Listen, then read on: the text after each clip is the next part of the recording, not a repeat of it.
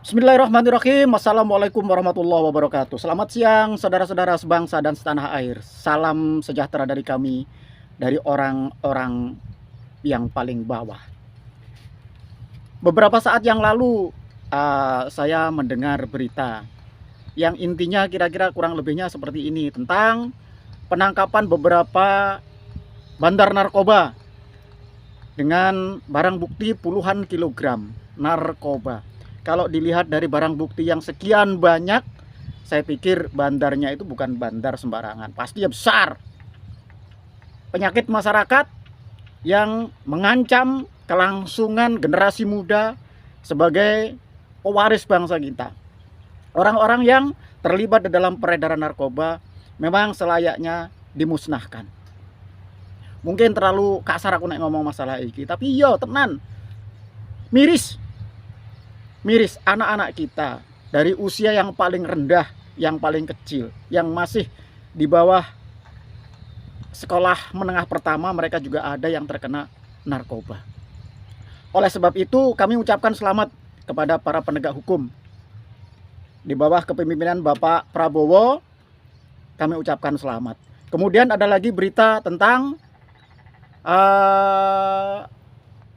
judi online. Silahkan Anda cari sendiri tentang bagaimana itu berita yang sesungguhnya.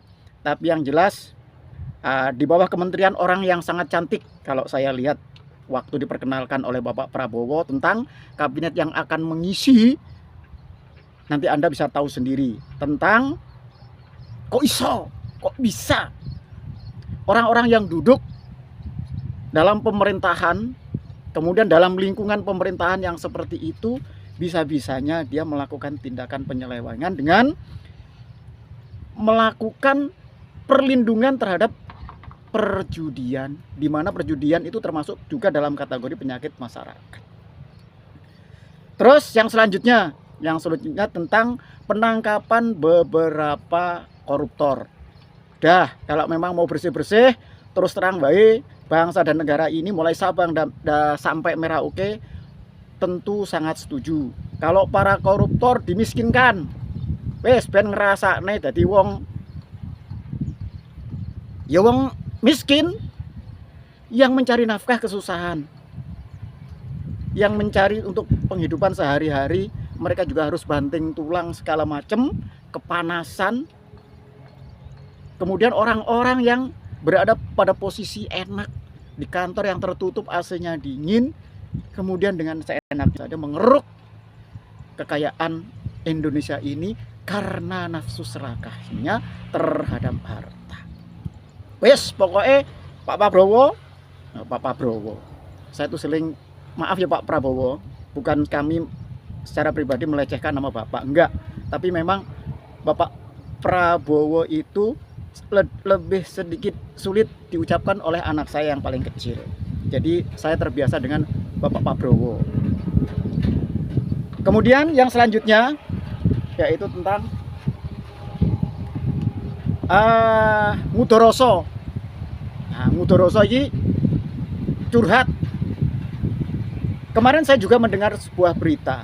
Yes, pasti ini aku dewe ya orang ngerti. Tapi intinya kira-kira pertemuan antara beberapa menteri dengan Komisi 2 DPR. Yang saya catat yang pertama adalah masalah Bapak Menteri HAM yang meminta anggaran sekitar 20 triliun. 20 triliun itu kecil. Kasih Pak. Kasih. Kalau mereka menyelewengkan dana itu, ya dihukum, tangkep.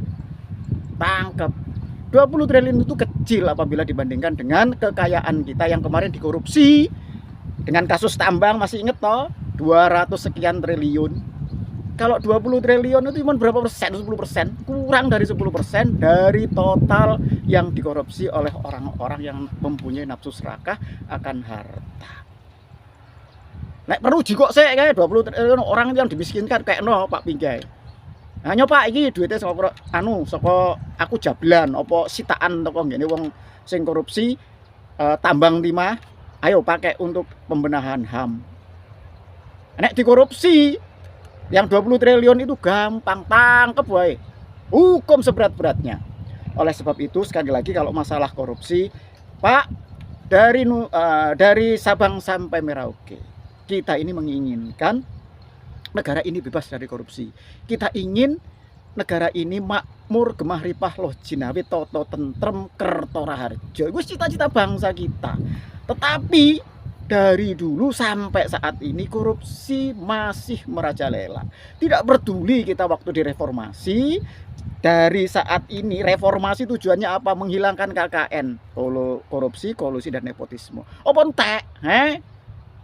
Kenapa? Karena penegakan hukum.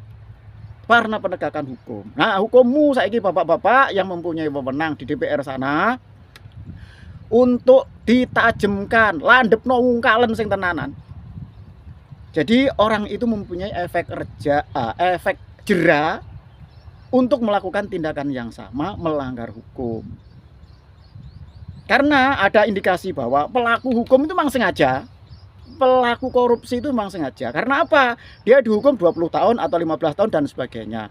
Dia berkelakuan baik, kemudian dia mengajukan bebas bersyarat, balik neng omah guyu sing nyisan. Karena hartanya masih tidak habis untuk biaya hidup, dia ongkang-ongkang kaki di rumah. Nek percaya aku duwe, buktikan sekarang kalau nggak percaya. Itu bukan aku itu iri, enggak, karena kepedulian kita sesama bangsa terhadap nasib bangsa dan negara ini. Itu loh. Oke. Kemudian curhat yang selanjutnya. Nah, ini lagi-lagi kemarin tentang politisi dari PDIP, yaitu sopo kuwi yang curhat kepada Bapak Menteri Tito Karnavian. Nah, ada catatan sedikit untuk Bapak Tito Karnavian. Kemarin ditegur oleh anggota DPR tentang sikap Bapak Tito Karnavian yang kurang perhatian, ngobrol dewe ketika dengar pendapat atau aku gak ngerti. Ya, memang itu sikap yang tidak pantas dilakukan oleh seseorang yang menjabat sebagai menteri ketika duduk berada di DPR sana, dengar pendapat ataupun apapun sejenisnya, kok ngobrol sendiri. Tapi teguran itu juga ditanggapi dengan baik dan santun oleh Bapak Tito Karnavian, yaitu dia segera mungkin meminta maaf. Begitulah seharusnya para bangsawan kita, kalau saya boleh menyebut orang-orang yang di atas sana itu sedang menduduki jabatan penting, harusnya seperti itu. Kalau salah dia mengaku salah, kemudian secara ikhlas memohon maaf. Dan alhamdulillah kita juga akan terus memaafkan. Kemudian iklan sih minum.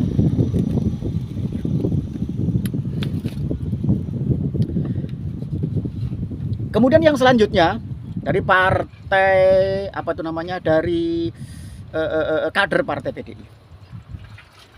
Saya pikir mau curhat tentang apa? Ternyata lagi-lagi dia curhat ngudoroso wadul kepada Mendagri tentang kecurangan-kecurangan yang terjadi di dalam pemilu kemarin. Mas, piye aku kudune nyeluk? Isu semacam ini sebenarnya sudah basi. Ya mbok golek isu liyane. Isu liyane.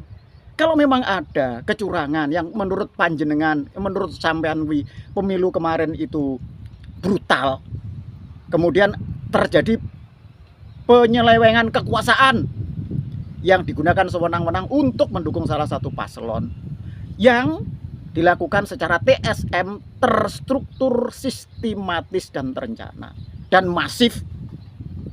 Seharusnya itu mudah untuk dibuktikan. Ojo gur ngomong, buktikan gitu loh.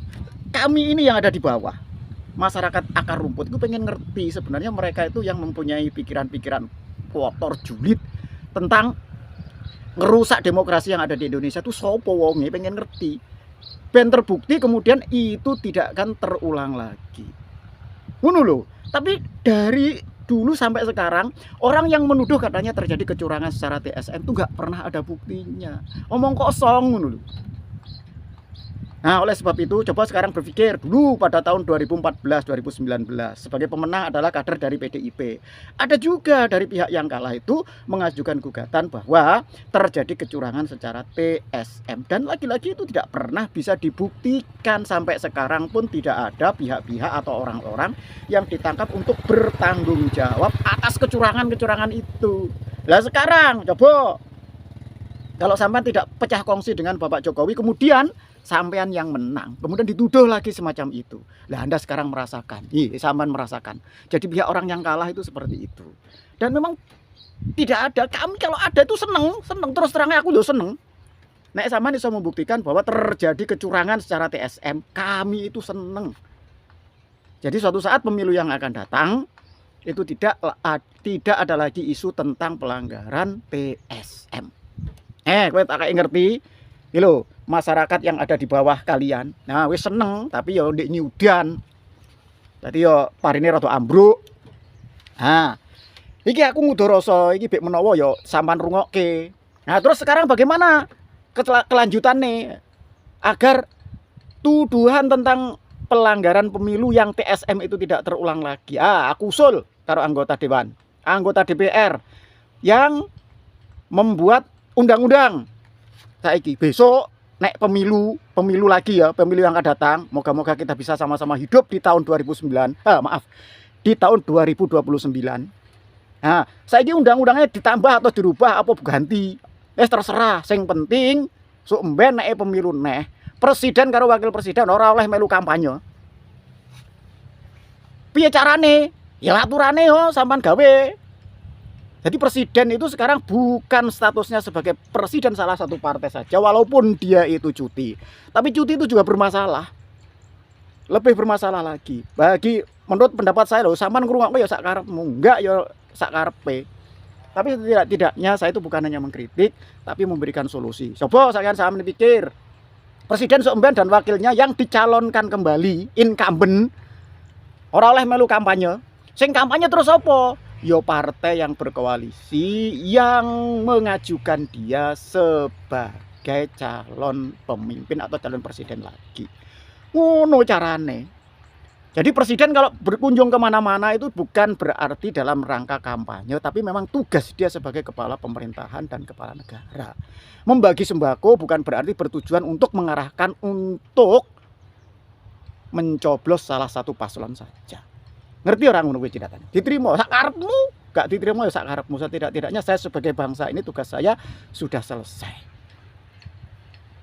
Incumbent itu semenangan, orang percaya sampean. Incumbent itu semenangan, mempunyai satu langkah, dua langkah di atas calon-calon yang lainnya. Untuk mengalahkan incumbent itu sangat sulit. Belum lagi dia dalam posisi sebagai presiden yang masih menjabat sebagai presiden. Incumbent dia kalau berkunjung kemanapun atas nama dia tugas kenegaraan, itu sama saja. Mereka juga rakyat kita melihat ya, oh iya ya ternyata pemimpin kita itu, misalkan sekarang ini Pak Presiden Prabowo.